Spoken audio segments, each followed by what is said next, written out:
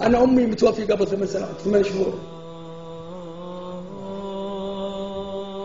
وهذا أول عيد اللي أعيده أمي مو وياي. والله إني رحت للمقبرة وقمت أضم القبر، والله قمت أضم القبر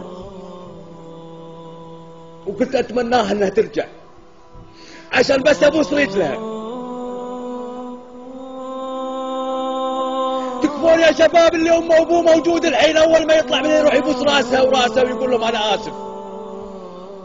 والله الراحوا هذول راح تحسون بتعب عمركم ما حسيت.